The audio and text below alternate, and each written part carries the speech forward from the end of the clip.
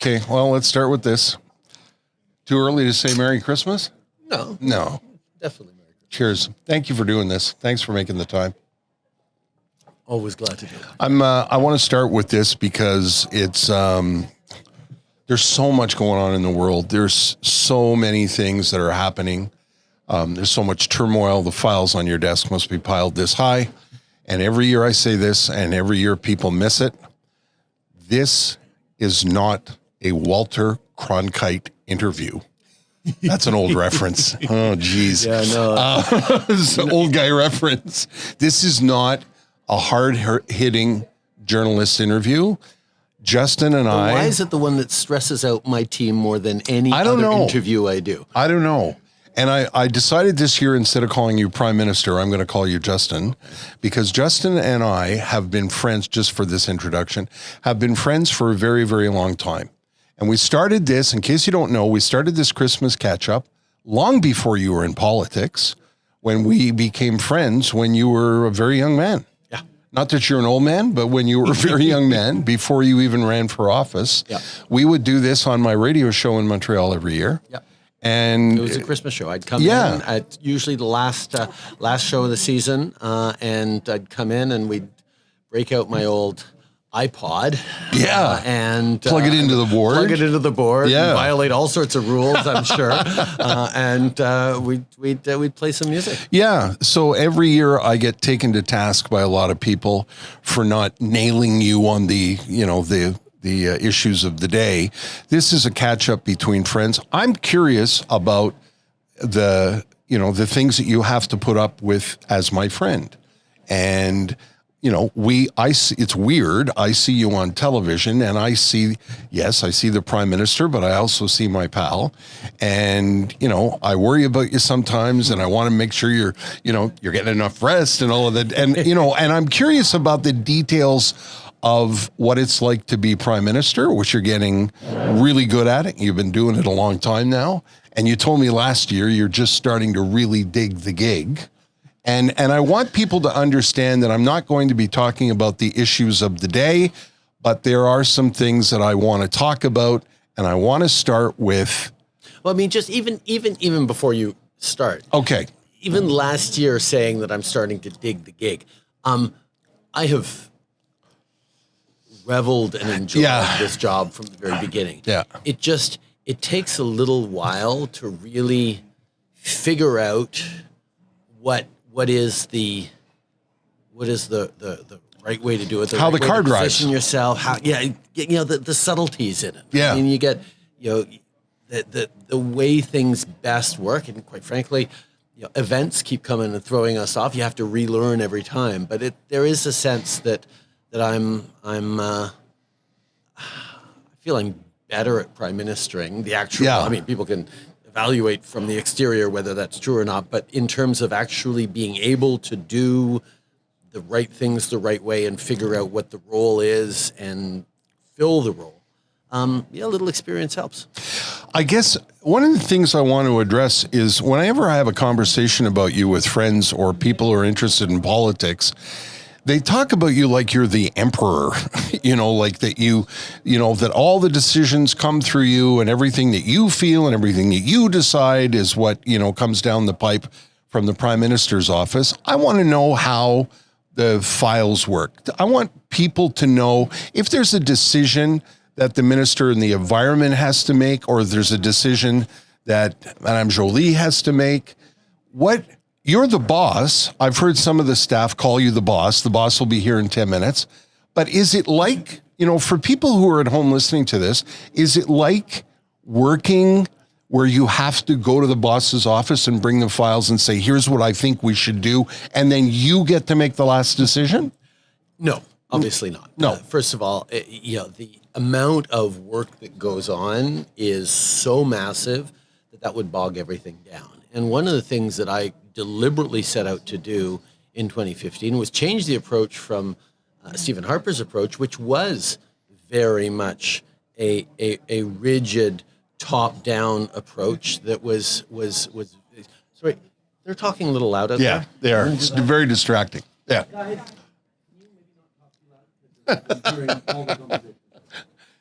The boss is telling people to be quiet.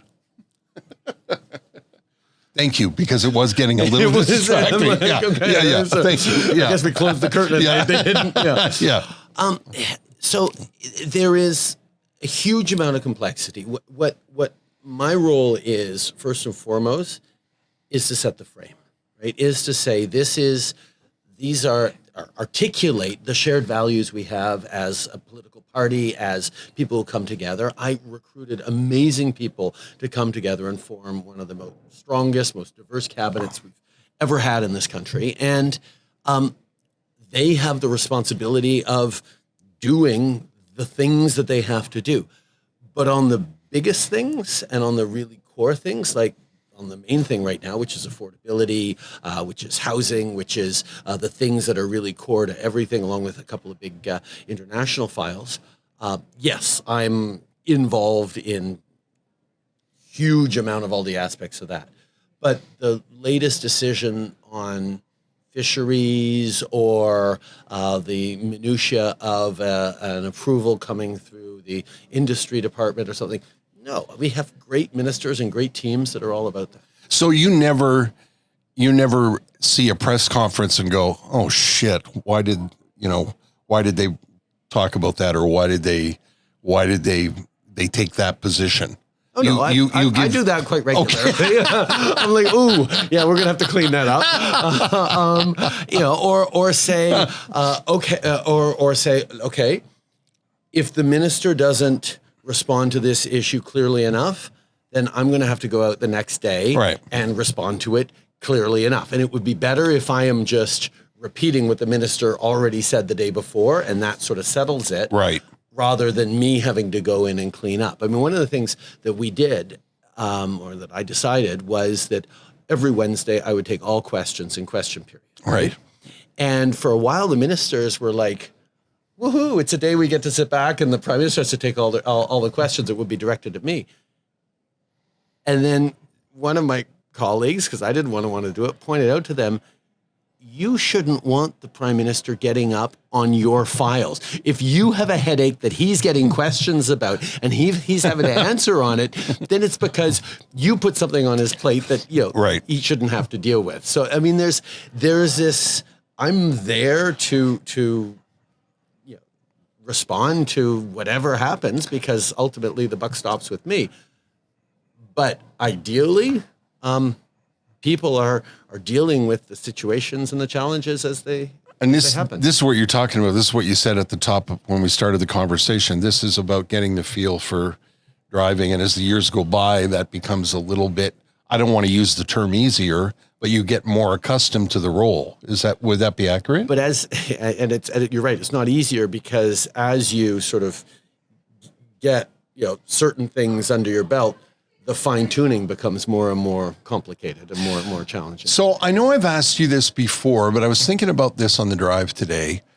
Most people who have a position, their day starts in a certain way. Is every one of your days different? Does it start with, all the biographies I've read about prime ministers, there's briefs to read and things to study and up late at night reading stuff to prepare for the next morning.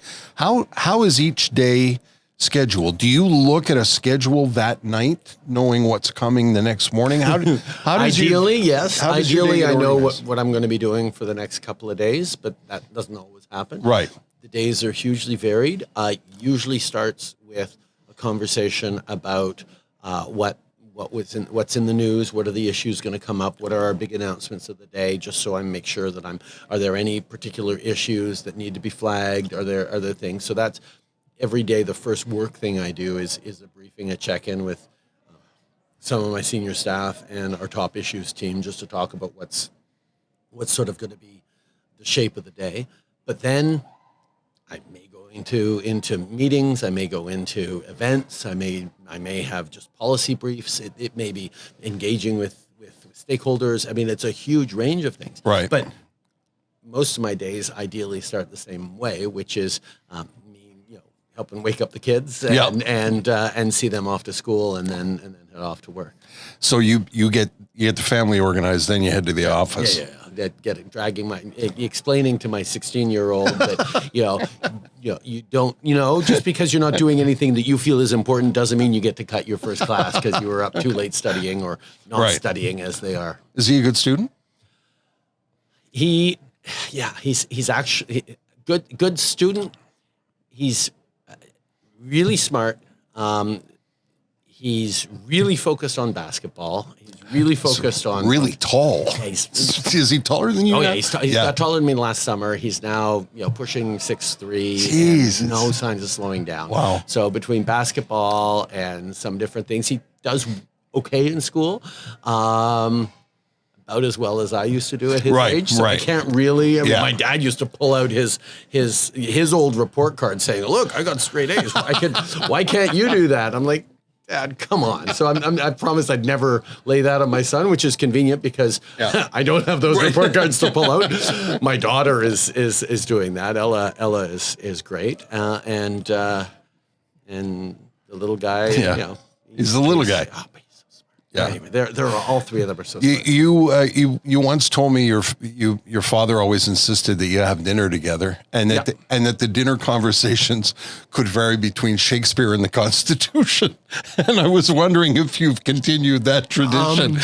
I think we've probably updated the frame, but I had dinner with Ella and one of her friends just last night. And the conversation was around, what were we talking about? I was explaining to her, I was trying to have her understand why everyone should know the value of the speed of light, just as part of your general knowledge, knowing that it's 300,000 kilometers a second, that it takes 8 minutes for the light to go from the sun to the earth, is just part of the frame of understanding the world. She's like, Dad, you're just confusing me. None of that really matters. And I goes, well, no, but you should know what the value of C is, because it's a useful number. And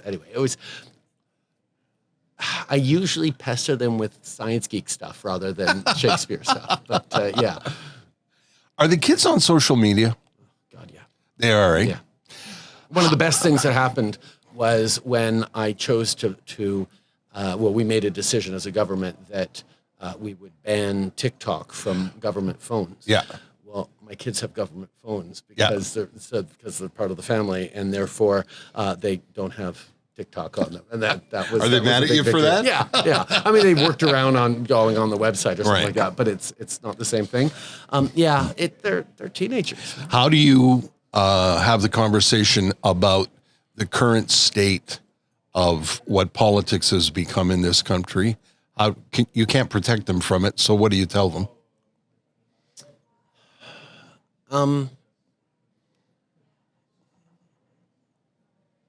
They know, because we've had conversations all their life about why I'm doing this and why it matters. And they've seen the impact, and as they travel with me, as they see the things that we do. But they were getting a lot of pressure and a lot of reactions through social media or anything. So we do have conversations about it, but they tend to, I think, and we talk about it,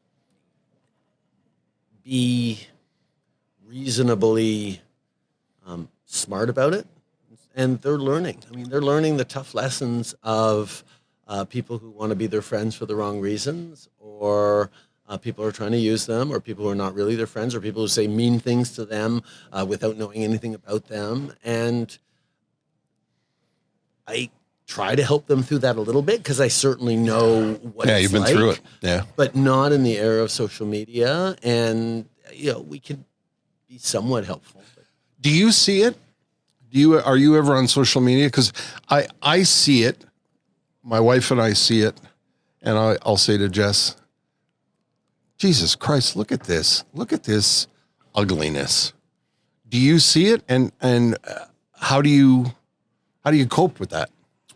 First of all, yeah, I see it. I mean, you can't not. Even though I don't spend much time at all on social media, right. I very much know it's out there. Yeah. It's out there. You're a little busy. No, but every now and then, we'll see it. But inevitably, my reflection is not, ooh, that's about me or that's this. It's about them. Like my question is always, well, what is going on in this person's life that they are that angry, that they are that lost, that they are needing to, lash out to this level, and how can I help them, but how can I help create a society in which they are not going to be that angry? How can we contribute to reassuring people about that their institutions are going to be there, that yes, the world is changing massively, but it's changing in ways that if we position it right, will be good for Canadians and good for Canada. And that's really the focus. As I see people so filled with anguish and fear and concern about what the world's going, and it comes out a lot in lashing out against me or against the World Economic Forum or against whatever the global governance or whatever that is their boogeyman of the day is, but I tend to be a lot of it. It's what can we do to solve for some of those challenges, some of that anger, some of that fear? How can people see that even though the world is changing, there is room for, and there's an opportunity for them to succeed and their kids to succeed and their community to succeed? How do we reassure people that there is success and happiness and a recognition of their value in the future while they're being buffeted by forces designed to make them more anxious, to gin them up with misinformation, disinformation, and quite frankly, political movements out there, particularly the MAGA conservative movement, that is designed to amplify people's fears and not provide any real solutions to them. I mean, the complexity of the world right now, where climate change has an economic impact and a security impact, and social programs have an economic impact and a climate impact, and everything is woven in, the simplification and the dumbing down of politics to emotional knee-jerk reactions is good to mobilize and get people outraged, but it's not good to actually be able to build the kind of consensus and solutions that people need. How do you explain to people? I've tried to use the hockey analogy when I have a conversation about politics. I often talk about, two teams that meet each other for 7 games in the playoffs. And one of the things that I think is very Canadian is after it's all done, the guys who are battered and bruised and bleeding meet at center ice and shake hands and pat each other on the back. And I try to make people understand you don't hate anybody. Your opponent, the head of the Conservative Party, in the House of Commons, you go at each other. But I try to tell people that's politics. That's the way politics work. Is there a way to tamp that down and make people understand that you don't hate anybody? First of all, you disagree with them. I don't, but I mean, 2 things. First of all, there are always moments in the House around a particular challenge, a particular disaster, a particular moment where you feel these moments where we all represent a diverse group of Canadians. We all care for this country enough to make sacrifices to be here, whether we're on government side or opposition side, and you get those moments of that. But the other thing that I reflect on is it's not just that it's not consistent with who I am and who most of those people are who choose to serve their communities to hate an opponent. And it's that it's really counterproductive. Like, to my mind, the Liberals made a huge mistake in the years following 2006, the 2006 loss to Stephen Harper, in that so many Liberals didn't like him so viscerally that it clouded their judgment in a whole bunch of different ways. And most Canadians who, Mr. Dr. Harper was not a particularly warm and fuzzy style guy. No. But most Canadians were like, okay, he seems competent enough. I disagree with him on a few things, but he's not a bad person. The Liberals were busy going, he's a bad person. It's like when you get into that emotional register, you actually lose your ability to have reasonable conversations on it. But the challenge is when you, and so much of that emotional register is so impactful in politics these days. Yeah. So much is done on emotions. I mean, Liberals, as reasonable centrists in general, a little left on sometimes, tiny bit right on other things, are sitting more or less where Canadians are. And most Canadians are thoughtful and reasonable about their life and have their own opinions on a whole different range of things.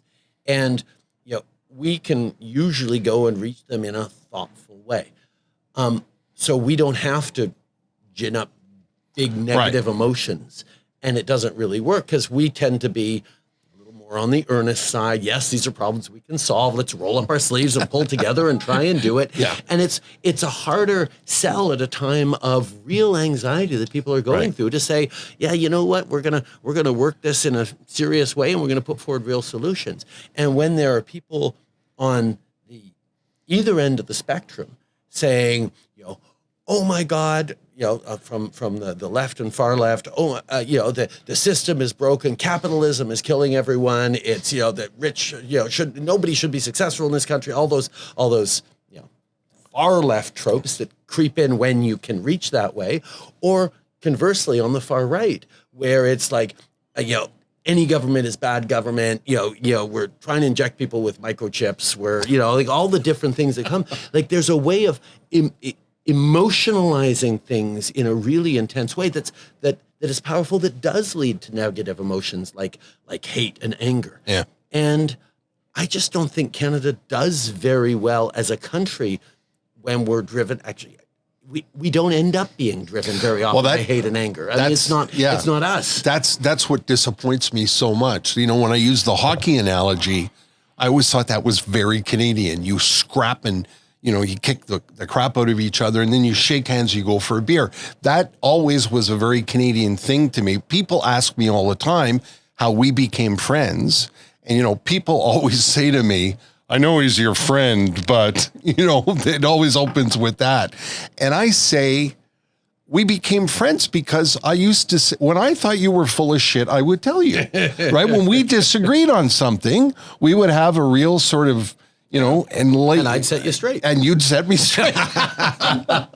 So I want to know, do you have people around you today that tell you when they think that you're full of shit or they disagree? My God. You do. So there's the spirited conversations in caucus. But that's the only way I can function. Right. And that's, for me, having people who are comfortable disagreeing with me, and telling me where they disagree and forcing me to explain when they disagree, and justify and show that I'm actually engaged with them and thoughtful about it. Listen, it's the way I function. I need to surround myself with brilliant people who disagree and who challenge each other and challenge me, and we figure out what the right thing is. That's the way it is. No, I am delighted. Like it's you know me a little bit. When someone comes at me and goes, "Oh, I got a big thing. I got a big disagreement with you," I'm like, "Okay, clear out. I'm talking to this person for the next half hour." Well, we've seen it on television with really nasty folks that approach you, and you do your best. And I because I've known you for so long, people say, "Why does he do that?" And I said, "Because that's who he is. Because he enjoys it and he wants to engage." And I honestly believe that there is, in any argument, what is most interesting, and the way our political system, was always set up. Look, there is nobody in Parliament right now who doesn't want a better country, right? So we can all agree with that. Right. I mean, the Bloc want their own country, but they want it to be better anyway, right? So then you take a step back. Okay, well, what does a better country mean? Well, it means safe communities with good jobs and, people optimistic about the future and, beautiful environment and, opportunities and like all those sorts of things. On that level, we can still, all of us pretty much agree. Yeah. The interesting stuff is, okay, how do we get that? What is the best mix of policies? What is the best priorities? What are the things you need to do first? There's a huge range of really important, interesting conversations about that. And that's what politics used to be all about, right? Where someone, more on the left would say, no, we need to take more from the rich and flatten out the income levels for everyone so everyone can basically just get by. And people more on the right would say, no. Those who are successful, we should be leaving them with lots of resources so they can be even more successful and drag everyone along with us. And then if you're in the middle, you say, well, we need to be there for the vulnerable, but we also need successful to be driving the economy. And they figure, and along that spectrum, there's a lot of different good arguments to have. But there is something that is changing right now. And Donald Trump was a symptom of that, not a cause of that. There is a level of anger and sort of burn down the institutions and almost nihilism that's creeping in all of our countries, right? Yeah. In around the edges, where things that people thought were pretty much well established are suddenly going backwards. And take what happened with Roe versus Wade in the United States. Yeah. Like, we know for a long time that the American right has had problems with women's rights. But it was never supposed to happen in the United States. You were never supposed to see Roe versus Wade overturned and states and political parties rolling back women's rights that have been fought for generations. And people say, well, at least that'll never happen in Canada. We can no longer say that. There are things that we used to believe that we are now seeing instrumentalized and eroded in very, very real ways. Why are those winds blowing up here, do you think? Because a couple of different reasons. One, just because our proximity to the United States means that there's a huge amount of cultural and people to people and stories that overlap and connect, right. And it's just part of our North American landscape that we absorb. The other thing is, I think the American right has increasingly noticed that Canada is a bit of a challenge to them, because they've been busy saying, oh, well, maybe they could do certain things in Sweden and in different countries, but it won't work in the United States. It won't work in America, where we have a particular thing. And then you have a country like Canada that is succeeding in banning assault-style rifles, for example, assault-style weapons. That we're succeeding in having healthcare that everyone gets to access, and we have for a long time. And these are proof points that are not sort of distant, totally alien countries, but it's closer, and it is a direct challenge to them, and also a direct opportunity that if they can, I mean, the convoy, for example, had a huge amount of American money flowing into Canada to encourage that kind of I think part of it was, hey, let's see if we can actually succeed in destabilizing the Canadian liberal country. Right. But part of it also was, it'll be good to have a bit of a buffer, so that we're spreading this movement around far right MAGAism. When you look back on the year, what out of all the files and all the things that ended up on your desk and things you had to deal with, what was the one that kept you up at night? What's been the most housing? Okay. When we came in 2015, we found a government that had lost, and government institutions and departments that had completely lost all its instincts around housing, whether it was affordable housing or working with partners or because Stephen Harper and Poilievre, as his housing minister, had said repeatedly, federal government doesn't have any role to play on housing. And we had to, from a standing start standing up once again our housing files and our ability to make housing. We launched a housing strategy in 2017 that started to make a huge difference.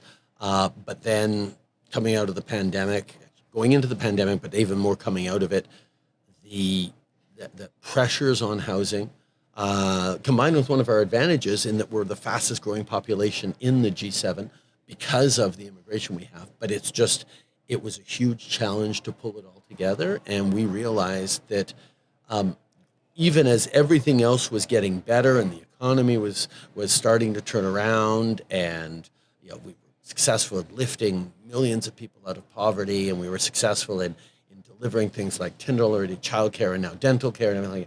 If people can't afford their rent, if people are terrified of what their mortgage renegotiation is going to look like, if people can't imagine as a young person buying a home anytime in the foreseeable future, then that's something that governments can and must fix. And that's where we have been focused on that. We were always focused on it, but we've now really put in place the kinds of things that are accelerating it as is needed right now in a really meaningful way. I just had a few conversations this morning with our housing minister, Sean Fraser, because it's a file that he and I talk about all the time. It's one of those things where he's doing a great job, but I am very much in that file because it's one of those things that are so incredibly tangible for people, and it's a building block to all the rest of the success that we build.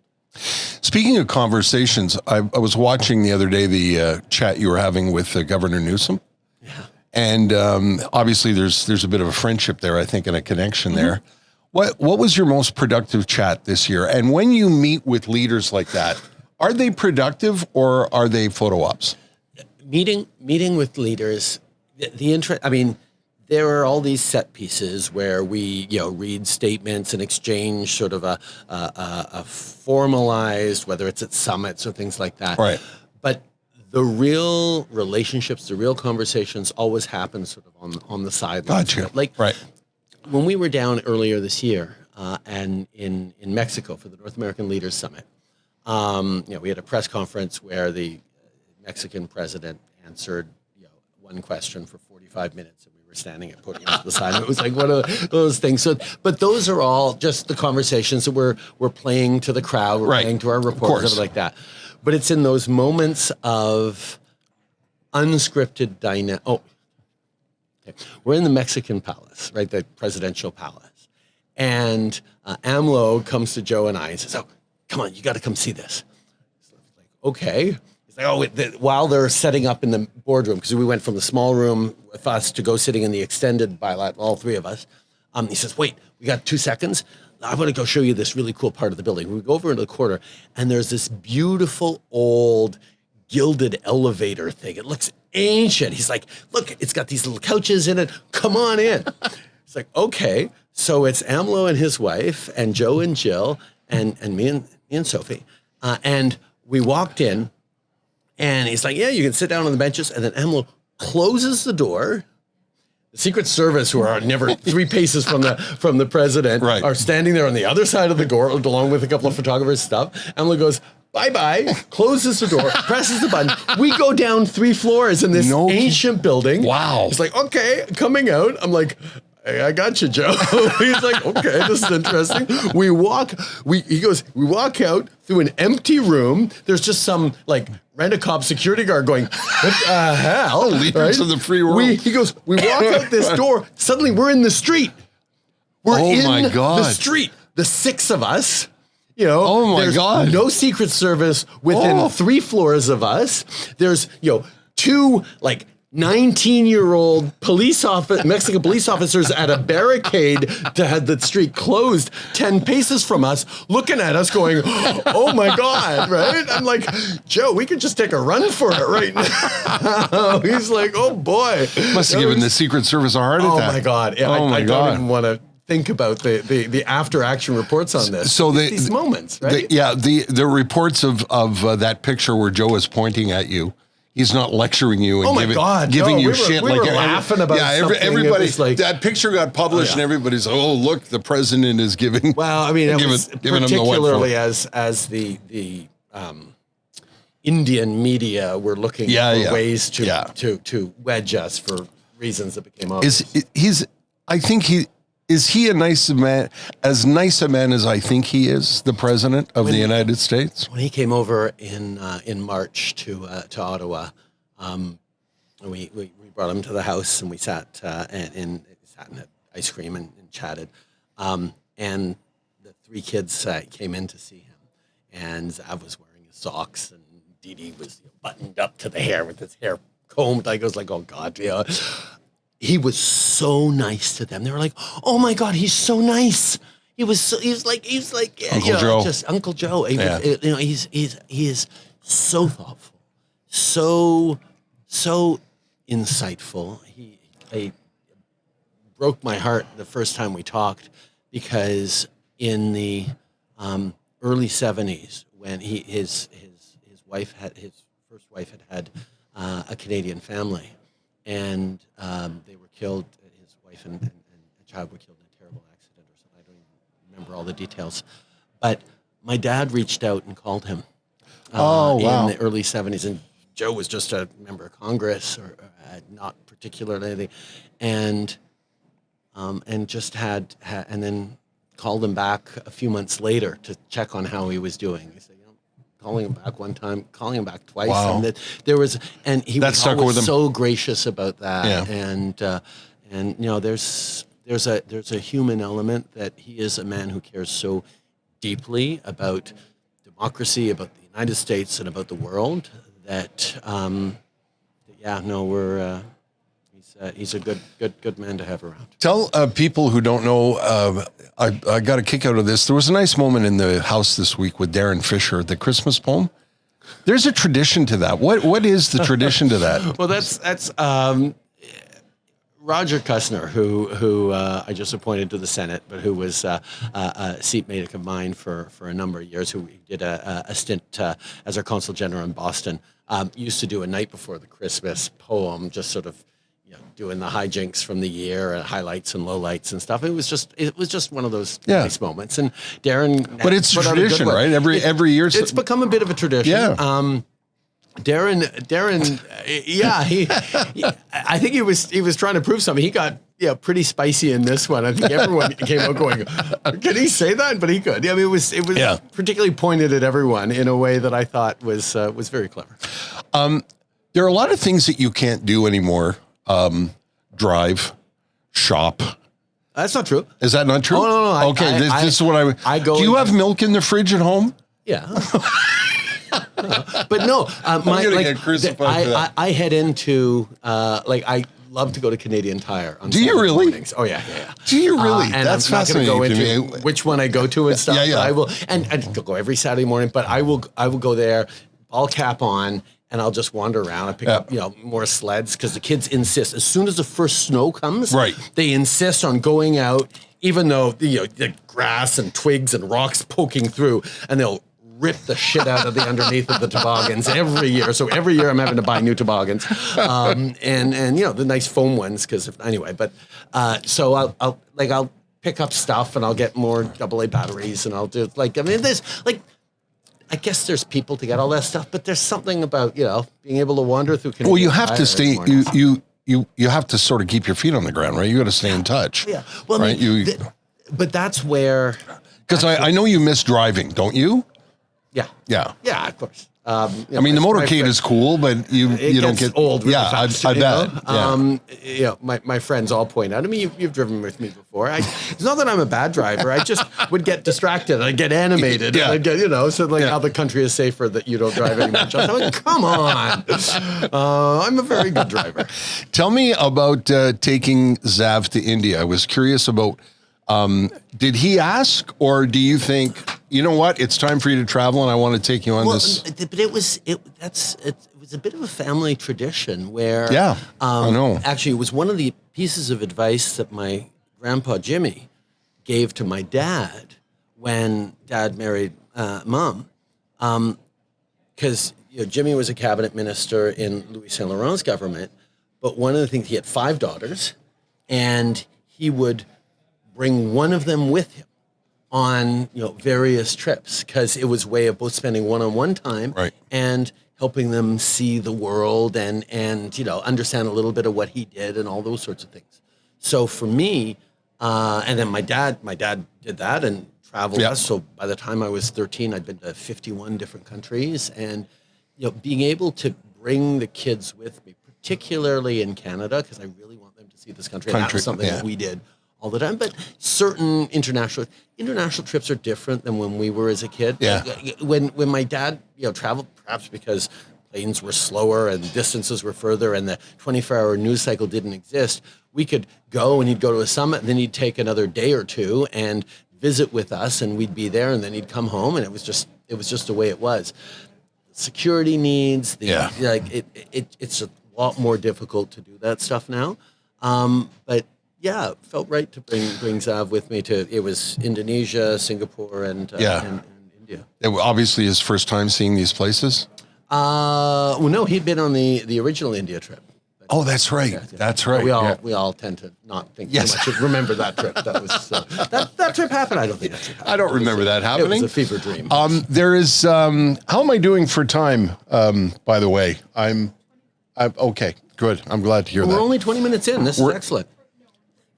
We're 40. I'm on your side. Thank you. I'm trying to be respectful of your time, because I know you have meetings and places to go and things to do. I got to get into my proper Prime Minister clothes. Are you doing Prime Minister tonight? Yeah, I got some stuff. Some Prime Minister things. Yeah. Okay. This is a Prime Minister thing. Well, it is a Prime Minister thing. That's why I hesitated calling you by your first name, because you know how I feel. But since you did it deliberately in the first, but you haven't used it again. No, because I really believe, I wish I could help engender respect for the office. I was just going to say, I wish more people traveled across. I think if more people traveled across the country, there'd be a better understanding of how big the country is and how diverse it is, and how difficult it must be to manage. I mean, I can't even imagine. I mean, yes, it is challenging and it's big and diverse, but Canadians are good. Yeah. No. Let's see. They disappoint me these last couple of days. The last couple of years, I should say. There is a polarization around politics. And politics is getting more polarized, and it's using social media in very scary ways. And to be honest, the Conservative Party of Canada is instrumentalizing some very scary tendencies that they're importing from the United States. But Canadians, even Canadians who can fall victim to that, when you spend a little time talking with them, and I've had these conversations as well, where people have said like, "Oh, you're not at all what I expected." I mean, yeah, I've had that a few times in my life, but even on something, okay, what's one of the biggest things that polarized people in the past years? Vaccines, right? Yeah, hugely polarizing for Canadians, right? Wrong. 80-90% of us got vaccinated, listened to science, kept each other safe, looked out for each other, and got through the pandemic both better on a health level and on an economic level than just about any of our peer countries. So you can't say Canadians were polarized around the pandemic, because 90% versus 10% is not polarized. Now, the political discourse, particularly within the Conservative Party of Canada, well, that was very polarized, but Canadians were.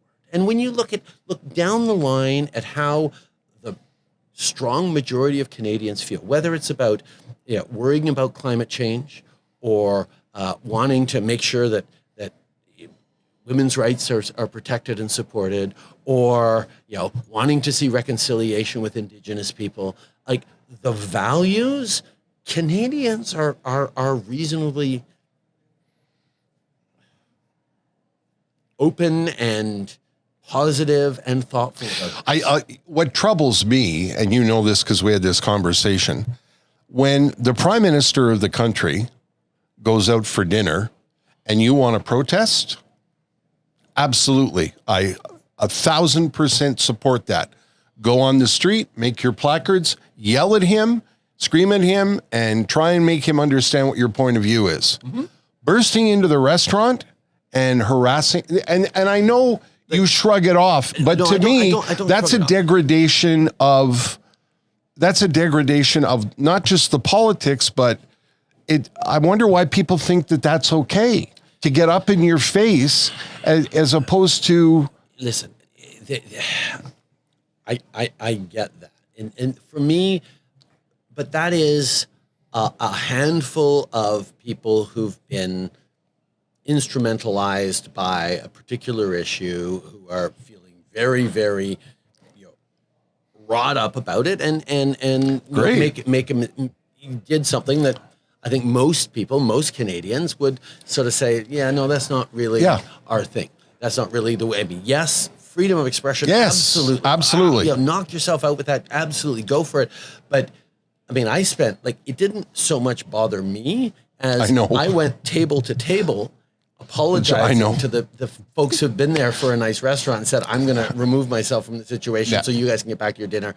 Really sorry that this happened, right? Yeah, I saw it on TV and I was afraid. So I texted you and you're like, yeah, TD, it's no big deal. Well, yeah, no, but where it does start to, the thing that I find is when the protests cross a line, not that they're, attacking the office or even the individual holding the office or making things awkward for me or that, whatever, that sort of goes with it. It's that they decide that the people who came out for an event to engage in a democratic process don't get to.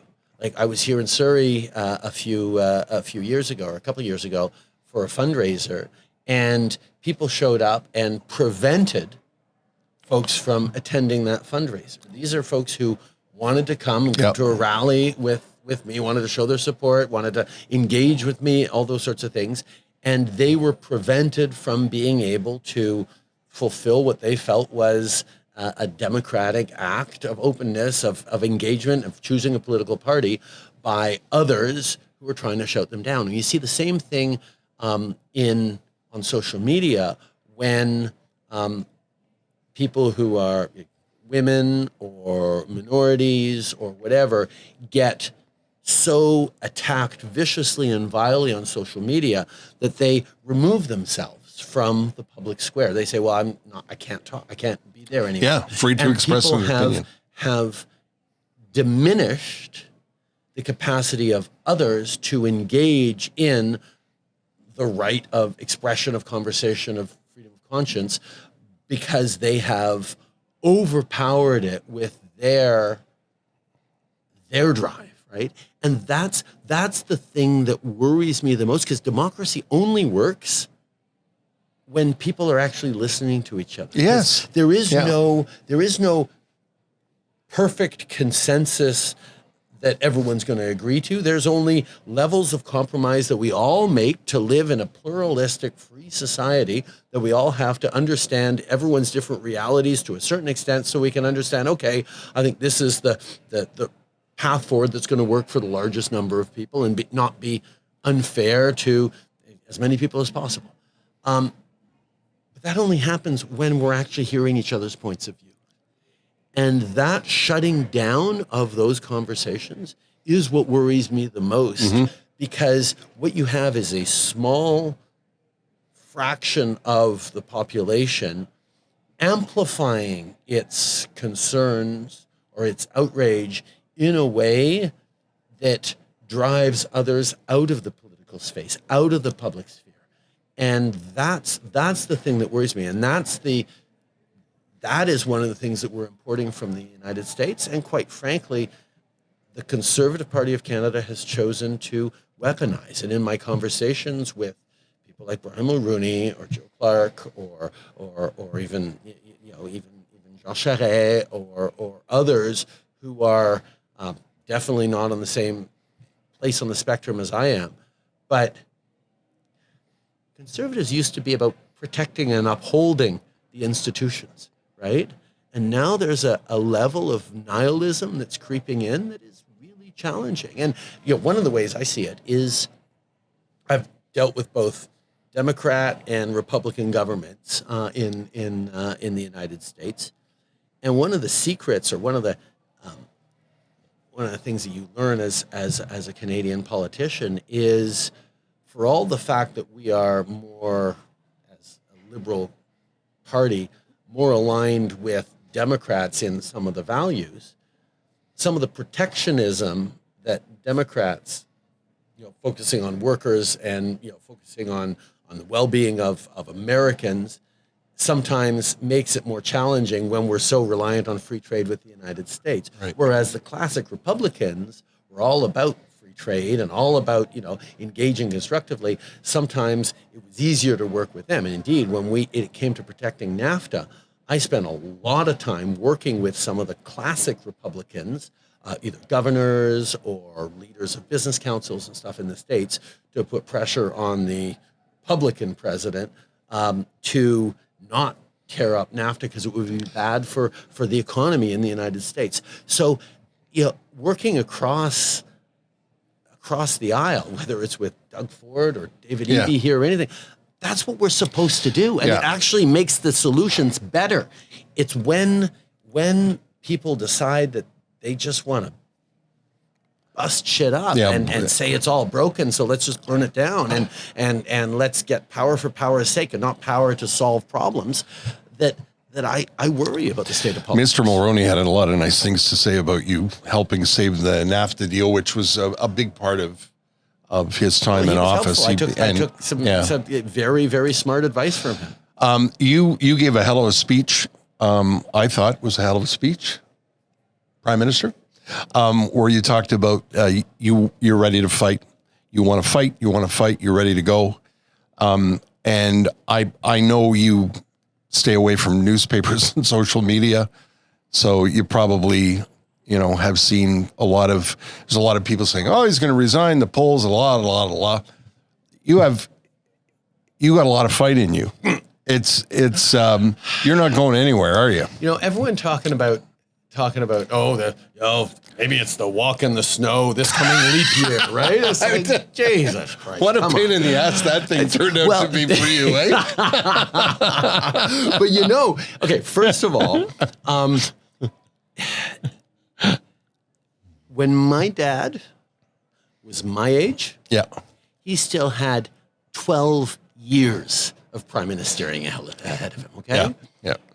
So in terms of energy, in terms of drive, well, listen, we're at a moment right now in the world where everything's changing and everything is challenging, right? And the intersection of climate change and economic slowdown and inflation and supply chain disruption and shifted geopolitics around China and Russia and wars and all these things, it really, really matters that we get this right now. And you know me well enough. You know what I believe in. Yes, I do. Do you actually think I could walk away from this fight right now? Well, I laugh every time I read it. I laugh because if there's one thing that you're not, if there's one thing that you don't do and would never do, is, we talked to the wee hours in the morning when we were much younger, because you just do not quit.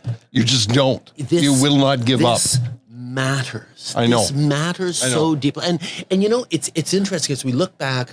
People are like, oh yeah, no, don't you? Yeah, you've been beset by nothing but world events. Trump, pandemic, war in Ukraine, conflict in the Middle East, massive supply chain disruptions, climate change. How have you? I mean, you've just been responding. You haven't been able to get your agenda for it. I'm like, okay, hold on for a second. When we got elected in 2015, I mean, you remember this. We were talking about fighting climate change and protecting the environment. We were talking about women's equality. We were talking about inclusion and diversity. We were talking about reconciliation. And people sort of looked at me and said, well, when are you going to start talking about the economy? I said, duh. Climate change is the economy. Women in the workforce is economy. Inclusion and diversity and bringing in more immigrants, that's the economy. Reconciliation, you want to get lithium mines built? You want to be able to export our hydrogen and build energy solutions in a net zero world? We need to rebuild trust with Indigenous people in order to get these projects built. It's all the economy. And right now, 8 years in, not only are people beginning to see, oh yeah, that sort of comes together, but the world is seeing that.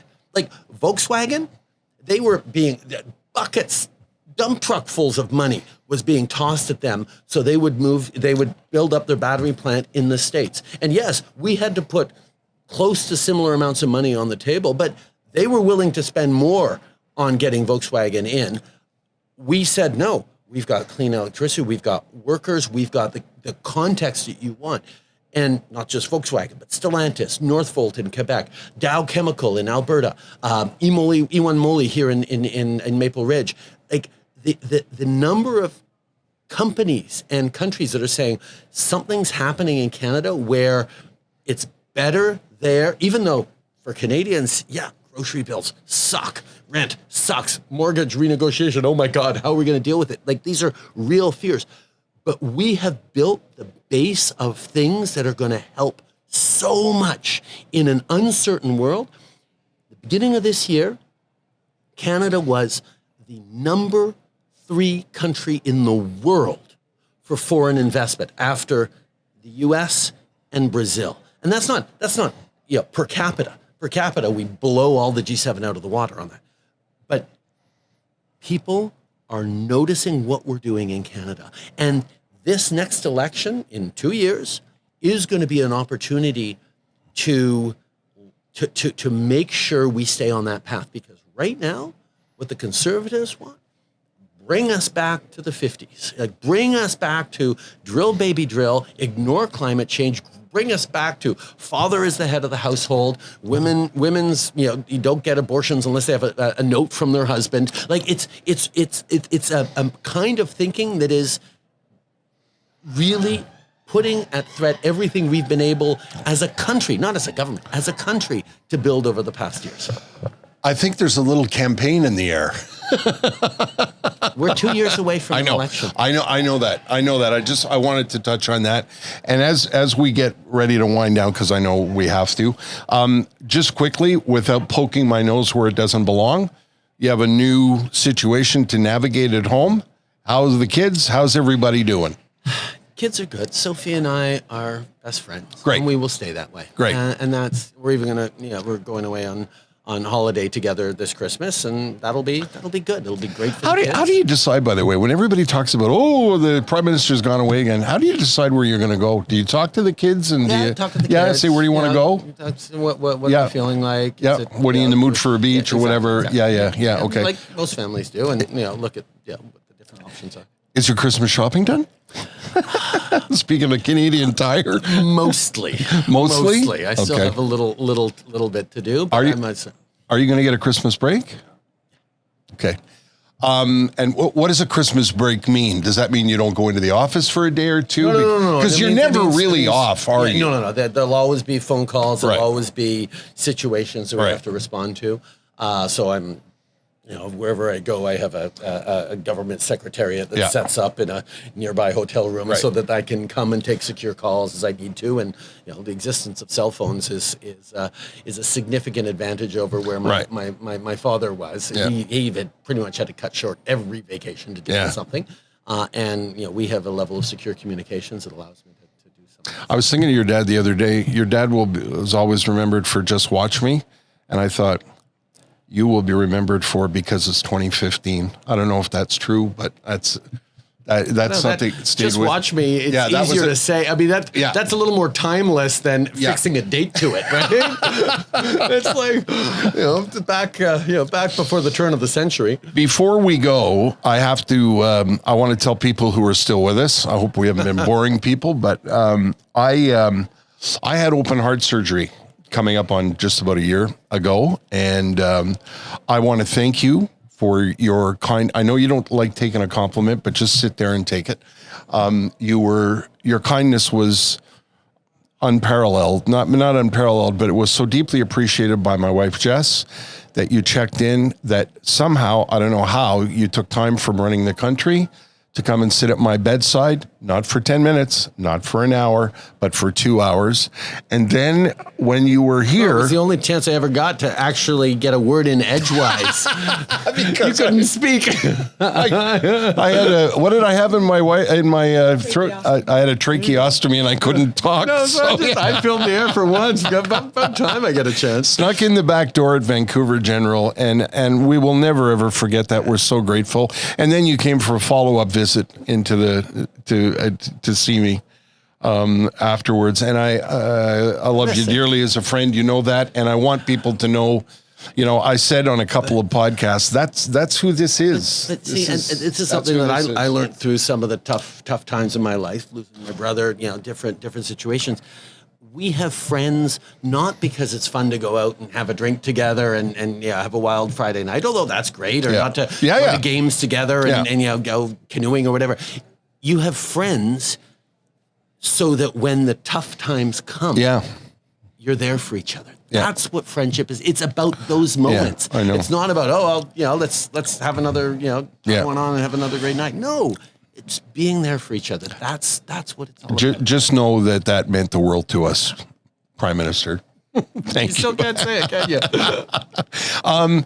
Quickly, any books or music you want to mention? Oh God, because we do this every year too. Yeah, I know we got to go, but I always put you on the spot. Too busy. The last of the Ava Lee series is about to come out. Okay, it's Ian Hamilton. He writes about this amazing. She's a Chinese Canadian forensic accountant ninja, and it's a whole series of books. They're really smart. They're really thoughtful. It starts with The Water Rat of Wan Chai. I've recommended it to like 1,000 friends. They're just great reads, and it's been a big sort of multiple book story arc that is going to end when the new book comes out in, I think, January or February. But I got an advance copy that I'm going to read on the beach because being Prime Minister is sometimes has its advantages, and that's Ian Hamilton's Ava Lee series. How much pressure did you have to put on the Taylor Swift people to get her to come to the country? And can you get me tickets? I think that was more about jumping in front of a parade that was inevitable than anyone else. Although one thing that laughed, I think it was John Baird texted me with the quote that Stephen Harper, in his 10 years, managed a whopping 15 Taylor Swift concerts in Canada, and the failure that is Trudeau only managed 2 in 8 years. That's a failure of a prime minister right there. He's got a great sense of humor. Yeah. Thank you. You've been generous with your time as always. Please send our Christmas wishes back home. Give our love to Soph. I love you. Thank you. Good to see you so well. Thank you.